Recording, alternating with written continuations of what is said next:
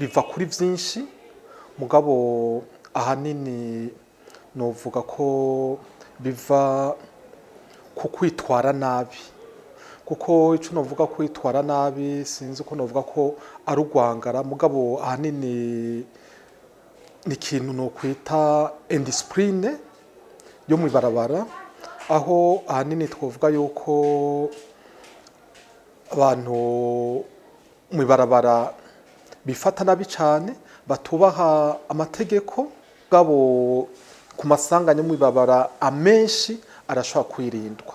Yo kwirindwa gute? Nuko twama twagavye mu kambere tugatera abategetsi ba kino gihugu.